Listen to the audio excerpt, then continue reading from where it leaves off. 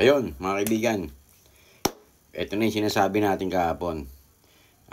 Yung masakit na biro ni Senator Marcoleta kay Jingo Estrada. Mukhang nagkatotoo.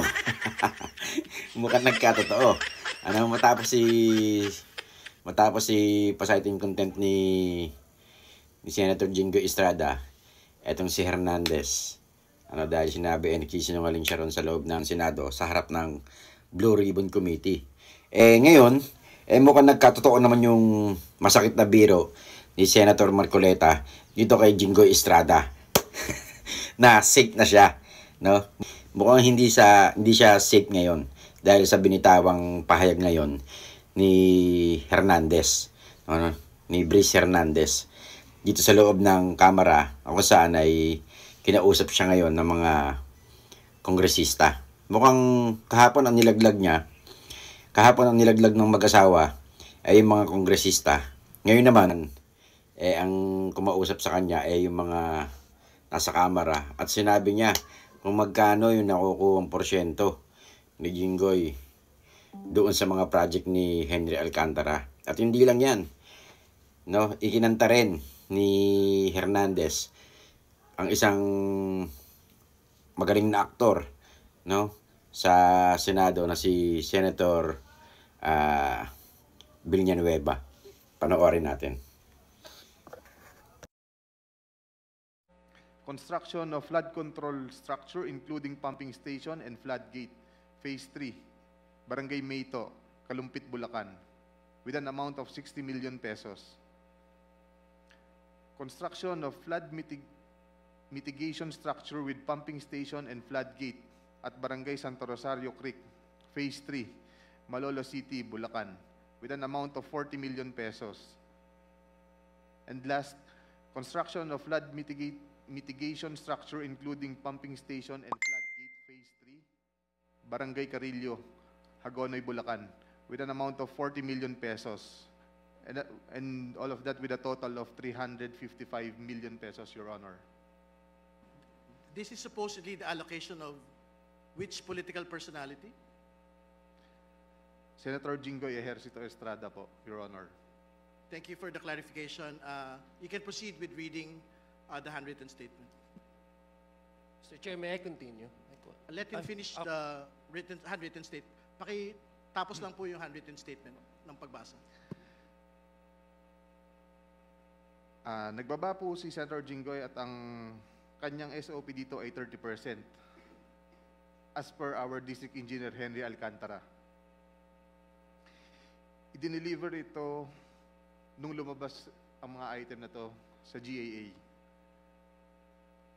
Mga driver namin sa DPWH Bulacan First ang nag-deliver sa kausap nila. Si Christian Santiago at saka si Andre Balatbat. Galing din ito sa utos ni D. Alcantara. Noong 2023 naman, ay naglabas ng 600 million si Senator Joel Villanueva at ang SOP nito ay 30% din. If I'm not mistaken, sorry. Pwede kong sabihin ko po kung anong mga projects to, mga line item din. Please proceed with disclosing the line items so the nation may able to tie the line item to the political personality involved. First, rehabilitation of flood control structure along Balagtas River, Barangay Panginay, Tuwawa, Phase 3, Balagtas, Bulacan, with an amount of 75 million pesos. Construction of Bukawe River Flood Mitigation Structure, Station 12, plus 589 to Station 12, plus 739, at Barangay Bambang, Bukawe, Bulacan, with an amount of 75 million pesos. Construction of Bukawe River Flood Mitigation Structure at Station 4, plus 204 to Station 4, plus 354, at Barangay Turo, Bukawe, Bulacan, with an amount of 75 million pesos. Construction of Bukawe River Flood Mitigation Structure at Station 3, plus 036 to Station 3, plus 236 at Barangay Kaingin, Bukawi, Bulacan. Construction of this also has an amount of 75 million pesos. Number 5, construction of Bukawi River flood mitigation structure at Station 5 plus 466 to Station 5 plus 667 at Barangay Bunlo, Bukawi, Bulacan, with also an amount of 75 million pesos. Construction of Balagtas River flood mitigation structure at Station 3 plus 533 to Station 3 plus 683 at Barangay Santol, Balagtas, Bulacan, with an amount of 75 million pesos also. Construction of Balagtas River flood mitigation structure at Station 7 plus 654 to Station 7 plus 804 at Barangay Dalig, Balagtas, Bulacan, also with an amount of 75 million pesos. And last is the construction of Balagtas River flood mitigation structure at Station 14 plus 124 to Station 14 to 200 plus 274 at Barangay San Juan, Balagtas, Bulacan, also with an amount of 75 million pesos, and all in all with a total of 600 million pesos. Can you state again for the record the total amount, and that this is the projects for which particular political personality? 600 million pesos last 2023 from Senator Joel Villanueva. Thank you. Please proceed with your handwritten statement. At ang SOP nito ay 30% din. Binigay din ito nung lumabas sa GAA at i-deliver sa bahay niya sa Bukawi ni D. Alcantara at dating hepe ng aming construction, si Engineer JP Mendoza. Si D. Alcantara namin ang masasabing chief implementor. Siya po ang kumakausap sa lahat ng politiko na involved dito. At least 3% po siya sa lahat ng projects na dumadaan sa opisina namin. At pinapasabi pa nga sa amin sa mga kontraktor na kung gusto nyong magkaroon ng maraming projects sa susunod, ay magbigay kayo ng additional na 2% sa kanya. Parang finder's fee daw. Si D.E. Henry Alcantara po ang usually nagde-deliver sa mga politiko at kay Yusek Robert Bernardo po. Pasensya na po, ito pa lang po ang aking mga masasabi sa ngayon. Mabigyan lang po ako ng sapat na oras pagkakataon na makausap ang aking mga abogado. Handa na po akong maglabas ng lahat ng nalalaman ko pa. Maraming salamat po.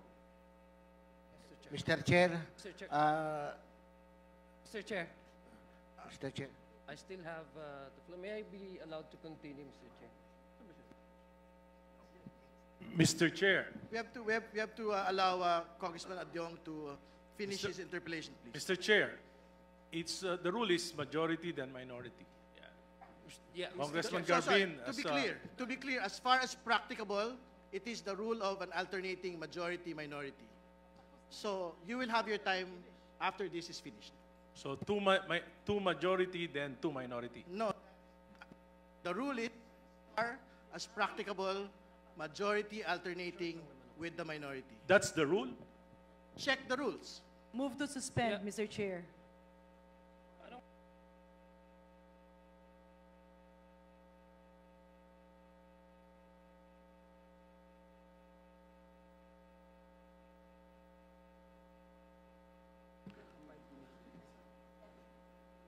Meeting resumed. Please proceed.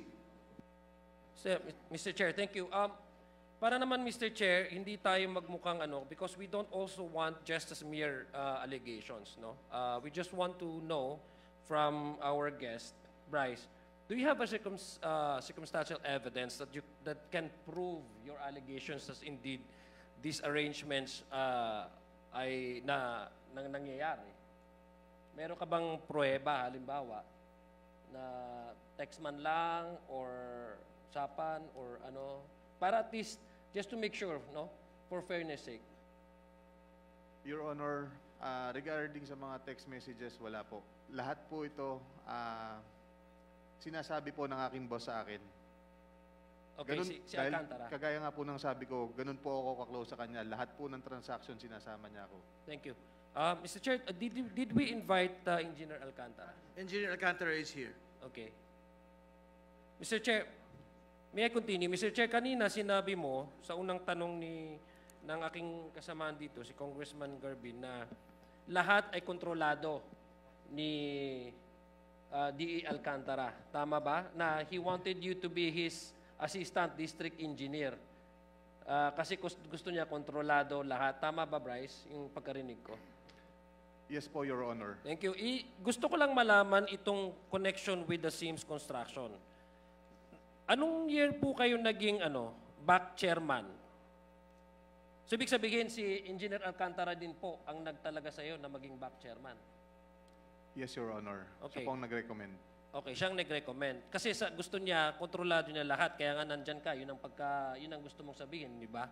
So, anong year ka naging back chairman? Kasi, Mr. Chair, I want to know, yung sa base po sa salaysay ni Sally Santos, ito po yung mga ghost projects sa Bulacan na panalunan po ng Sims Construction, Wawaw Construction, ay yung isa pa, Mr. Chair. Na kung saan, Mr. Chair, according sa ating data, ay ang naging chairman nito sa pagbibid nitong mga projects, na mga ghost projects, ay chairman nito ay si Engineer Bryce. Gusto ko lang malaman, Engineer Bryce, sabi mo, ikaw yung tinalaga ni D.E. Alcantara as maging chairman. Ibig sabihin, yung pagkapanalo ng SIMS na connected sa mga ghost project ay yung pagbibid nila ay according to Sally ay pre-arranged na, kumbaga, siya nang mananalo. Tama po ba? Yes po, Your Honor. So, ibig sabihin, nag-bidding lang kayo, pero pre-arranged na, kasi ang sabi ni Sally Santos, na may-ari nitong kumpanya na to, ay pinapahiram niya yung kanyang lisensya sa inyo para siyang manalo dito sa mga bidding na to, kung saan itong particular na project na to ay nakalista, napuntahan ng Presidente as ghost project. Tama po ba? Yung kay Sims. Yes po, Your Honor. Ayun mga kaibigan ng kabuuan, abangan naman natin ang susunod pa ng mga kabanata kung sino-sino pa ang ikakanta ng mga kontraktor at mga engineer, kongresista, hanggang sa senator. Kung sino-sino pa yung mga yan. Kaya abangan natin yan. Bye-bye!